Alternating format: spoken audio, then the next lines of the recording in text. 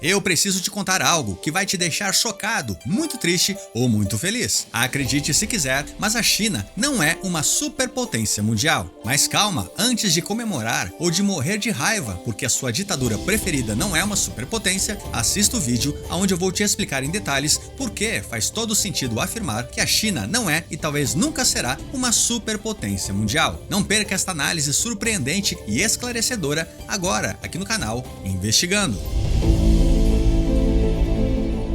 A não ser que você tenha vivido em uma caverna nos últimos anos, você sabe que os Estados Unidos é a maior economia mundial e que a China está na segunda posição, lutando bravamente para se tornar a primeira. Por um lado, muitos analistas dizem que a economia chinesa vai ultrapassar a americana nos próximos anos. Por outro lado, muitos analistas dizem que a China não só não vai ultrapassar a economia americana, como também dizem que ela não é e nem nunca será uma superpotência mundial. Mas qual é o motivo para esta afirmação? É simples. Ter dinheiro não significa ter poder. E na verdade, economia e superpotência são coisas completamente diferentes. Agora, até eu quero saber os detalhes dessa história. Para eu te dizer se a China é ou não é uma superpotência mundial, eu preciso primeiro responder a seguinte pergunta: o que é uma superpotência? Vamos lá. O termo superpotência foi criado em 1944 pelo geoestrategista britânico William Fox, no seu livro intitulado As Superpotências, Estados Unidos, Reino Unido e União Soviética, justamente as três grandes vencedoras da Segunda Guerra Mundial. Para Fox, o conceito de superpotência descreve uma nação que possui um poder praticamente incomparável em várias áreas, como a economia, a militar, a política e a cultural. Este país precisa ainda exercer uma influência significativa, dominando os setores chaves da economia global. Além disso, é preciso que o país seja um centro de inovação tecnológico e que tenha um exército avançado e muito bem equipado, com capacidade nuclear, sendo capaz de defender os seus interesses em qualquer parte do mundo. Mas talvez as características mais importantes para um país ser considerado uma superpotência é ter a capacidade de influenciar e de atrair outros países para a sua própria ideologia, seja por meio de valores culturais, ideológicos ou institucionais, e sem que seja preciso utilizar para isso a sua força militar. Anos mais tarde, estas características específicas receberam o nome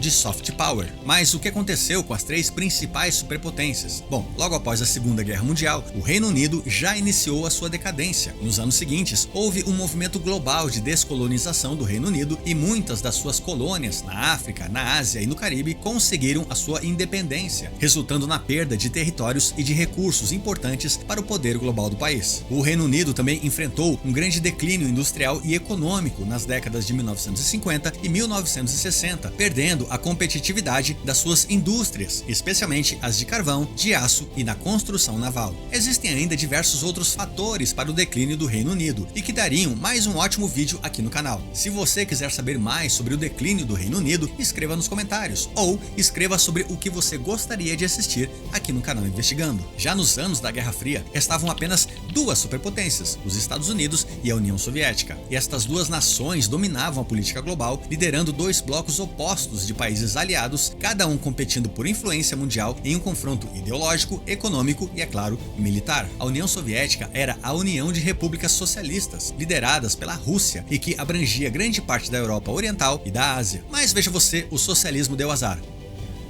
Acabou.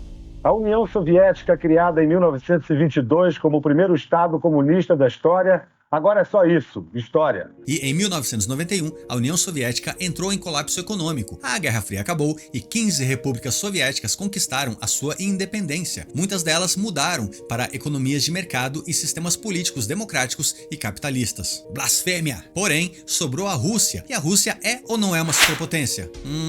Não, Vladimir Putin até que gostaria que sim, mas a verdade é que a Rússia é considerada uma potência, mas não uma superpotência. Assim como a China, potências mundiais são países que possuem influência significativa em várias áreas, como economia, política, militar e cultural. Mas esta influência não ocorre em todas estas áreas, ou não é significativa em todas estas áreas. Deixa eu te dar um exemplo. Quando a Rússia atacou a Ucrânia, o mundo inteiro ficou chocado, mas em pouco tempo todos perceberam que a Rússia Rússia tinha menos força e tinha menos aliados do que parecia. A China não se meteu, Coreia do Norte muito menos. E aos poucos, muitos países começaram a dar apoio militar e financeiro para a Ucrânia. Já a Rússia sofreu sanções e se tornou uma nação isolada. E mesmo hoje em dia, mais de 2 anos depois, a gigante Rússia não conseguiu vencer a pequena Ucrânia. Agora que eu já te expliquei os conceitos de potência e de superpotência, vamos falar da China. E como sempre que eu falo sobre a China aqui no canal, aparecem alguns defensores do governo vermelho escrevendo nos comentários coisas como: ah, mas nos Estados Unidos é pior, fala dos Estados Unidos, compara com a América.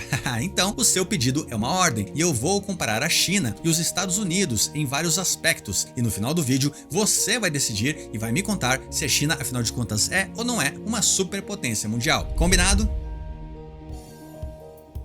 Olá, eu sou Alex Godoy e este é o canal Investigando. O seu apoio é fundamental e se você gostar deste vídeo aqui, se inscreva no canal. Eu sei, até rimou. E eu encontrei uma forma de te ajudar e de quebra você pode ajudar o canal Investigando. Eu criei um curso em vídeo de oratória, focado nos estudos e no trabalho. E eu fiz este curso especialmente para o público aqui do canal, ou seja, você. E o preço é simbólico, mas você não precisa acreditar. Vai lá e veja os detalhes clicando no link na descrição deste vídeo aqui ou no primeiro comentário. Vamos começar falando sobre o que a China e os Estados Unidos têm em comum. Ambos possuem uma economia gigante, ambos possuem muitos investimentos externos, um enorme território, exércitos modernos e bem equipados e ambos possuem armas nucleares. E é claro, ambos estão bem endividados atualmente, mas as coisas em comum terminam por aqui. Em termos de modelo de governo e de economia, os Estados Unidos é um dos países com maior diversidade econômica do mundo. O país aposta na competição, no livre mercado e na mínima intervenção governamental. Já a China é quase o oposto ao modelo americano. O país aposta no controle governamental, no controle dos meios de produção e das comunicações. Também aposta na estatização dos setores-chave e utiliza um sistema econômico socialista com algumas características do capitalismo. Sobre a capacidade militar, os Estados Unidos possuem o mais avançado e treinado exército do mundo. O país é o principal membro da OTAN e é membro permanente do Conselho de Segurança da ONU. Para finalizar, os Estados Unidos possuem tratados militares com quase todos os países importantes do planeta, ou praticamente todos. Já a China possui o exército mais numeroso do mundo e, além disso, ela vem investindo pesado em tecnologias militares, mas o país está muito longe de ter tratados militares significativos, ao contrário dos americanos. E ainda que a China possua uma certa relação de cooperação militar com alguns países como a própria Rússia e a Coreia do Norte, não são tratados militares formais, pelo menos até o momento. Ok, e quanto à economia interna? Durante as últimas décadas, a China cresceu vertiginosamente, grande parte impulsionado pelo abandono da filosofia marxista, na abertura do comércio chinês para o mundo, pela adoção de medidas capitalistas e especialmente pelo fornecimento de uma mão de obra barata para o mundo, ou melhor, quase escrava. A China foi por muitos anos a fábrica do planeta e por muito tempo isso foi muito bom para todos, mas foi melhor ainda para a China, já que ela passou a ter acesso às mais diversas tecnologias e aos rios de dinheiro das empresas mundiais. Ao mesmo tempo, a China também investiu pesado nas estatais, na infraestrutura e na expansão territorial, bancando a criação de cidades inteiras, e todos estes gastos do governo chinês somam ano após ano para o crescimento do seu PIB. Só que muitos dizem que este crescimento é falso e é baseado no acúmulo de dívidas. Na descrição deste vídeo aqui tem o link de um outro vídeo aqui do canal Investigando, onde eu te conto como o PIB da China é artificialmente aumentado pelos gastos públicos e ainda como é possível que a China tenha, na verdade, um PIB 50% menor do que ela informa para o mundo. Mas assista apenas depois deste vídeo aqui, beleza?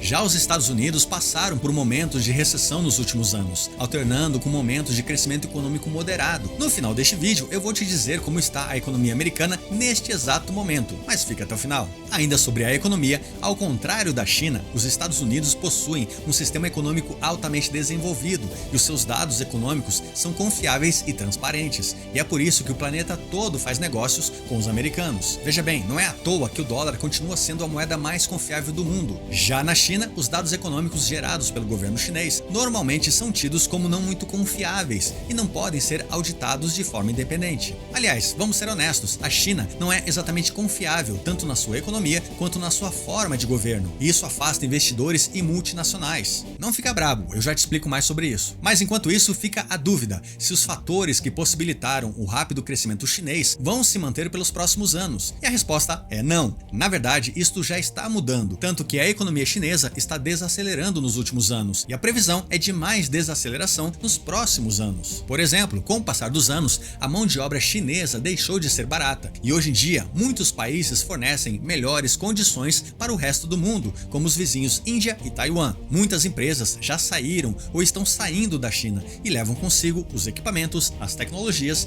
e o dinheiro. E quando as coisas não vão muito bem, alguns governos gostam de censurar a sua população. Calma, eu ainda estou falando da China. A China voltou a apertar o cinto contra as liberdades individuais do país. Afinal, o povo estava começando a reclamar demais por lá. E isso vale tanto para a população em geral, como também vale para os bilionários chineses. E o caso mais notório aconteceu com Jack Ma, o bilionário fundador do grupo Alibaba, que possui empresas como o AliExpress, aquela onde você podia comprar coisas baratas antes do remessa conforme. No final de 2020, Jack, que já foi o homem mais rico da Ásia, esqueceu que morava na China e fez duras críticas públicas ao governo chinês. Da noite para o dia, Jack desapareceu e chegou-se a especular que ele teria morrido de alguma forma misteriosa, algo raro, mas que acontece muito por lá. Meses depois, descobriu-se que Jack, na verdade, tinha fugido com a sua família para o Japão. Enquanto isso, as suas empresas sofreram enormes regulamentações do governo chinês, foram multadas em milhões e milhões de dólares e Jack perdeu metade da sua fortuna. Além disso, o grupo Alibaba foi dividido em 6 empresas menores. Tudo isso só porque Jack